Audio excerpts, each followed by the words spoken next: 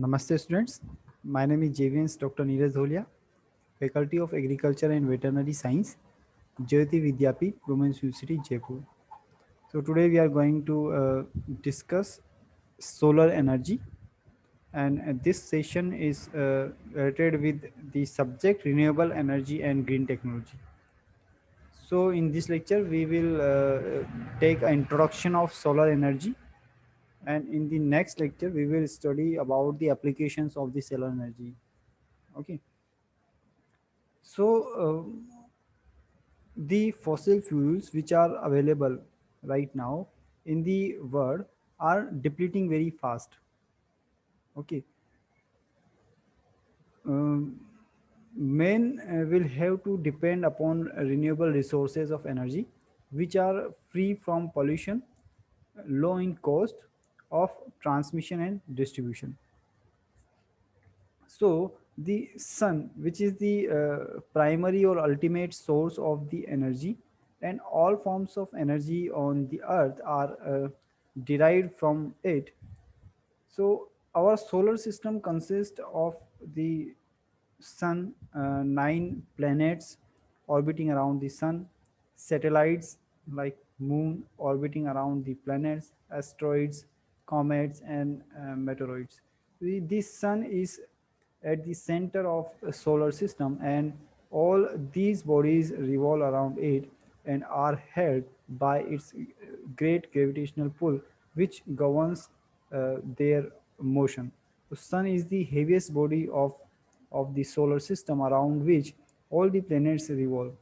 The mass of sun and the diameter, which is not our concern, but yes, the sun continuously emits radiations in visible region and in the radio waves region in all the directions,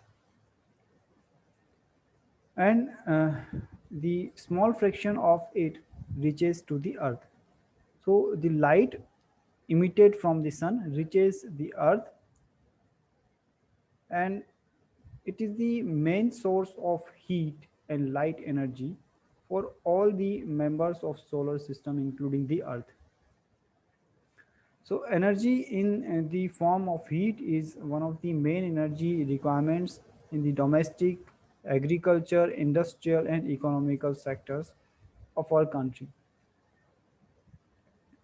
So there is an instrument that is the pyranometer. Pyranometer is used to measure the total radiation. Total means total, that is, that includes the direct radiation or diffused radiation. So in terms of energy per unit time per unit area on a horizontal surface. So like that, pyranometer is again an instrument used for measuring the beam radiation. So solar energy is a very large, inexhaustible source of energy. The power from the sun intercepted by the earth is approximately 1.8 into 10 power 11 megawatt, which is many thousand times larger than the present consumption rate on the earth of all commercial energy sources. So thus, in the principle, the solar energy could supply all the present and future energy needs of the world on a continuing basis. This makes it one of the most promising of the unconventional energy resource. The advantages of solar energy are that it is environmentally a clean source of energy. It is freely available in adequate quantity in almost all the parts of the world where people live.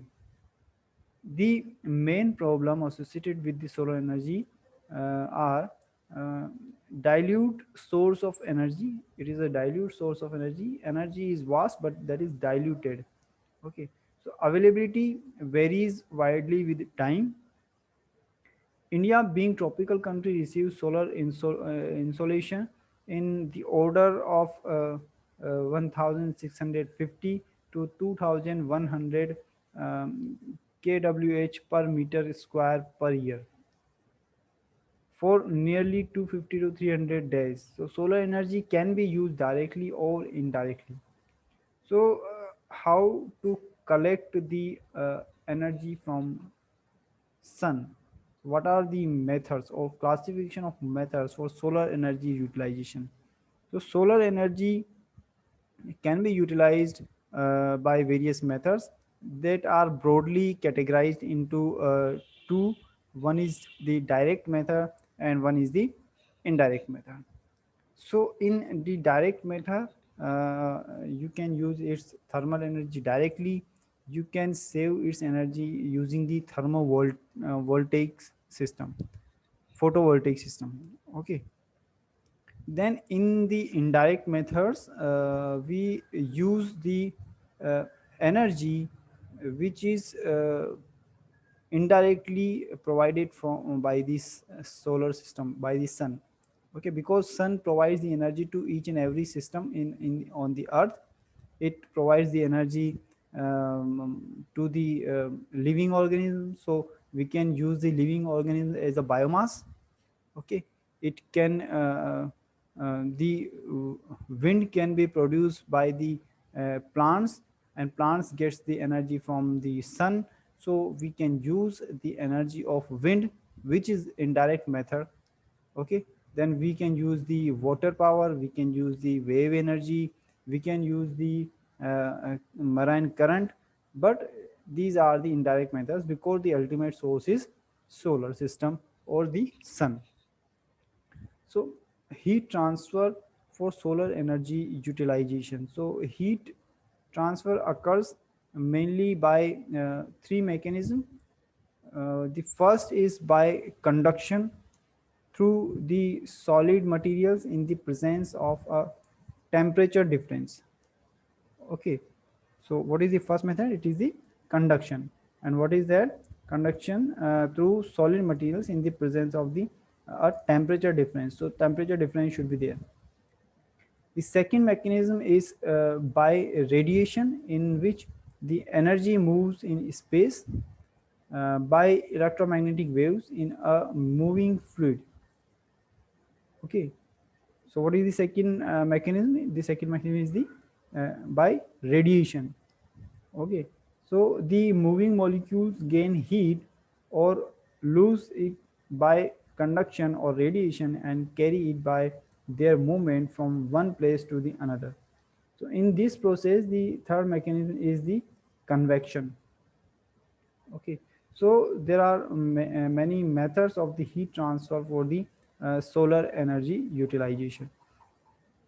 So this was about the solar energy, and we can collect it by using various methods.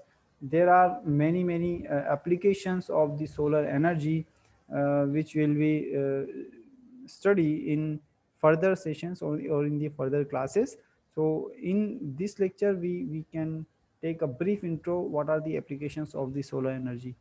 Okay, so first of the application is the heating and cooling of buildings, then solar water and air heating, then salt production by evaporation of seawater, that is a natural application.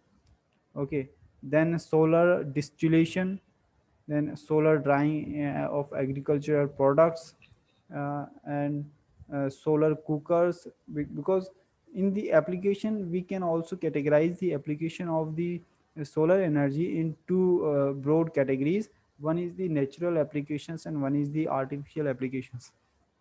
So natural applications like the distillation of water or evaporation of water from the surfaces of sea, and drying of the uh, water fields or uh, agriculture fields, and many more applications are there um, of the solar energy.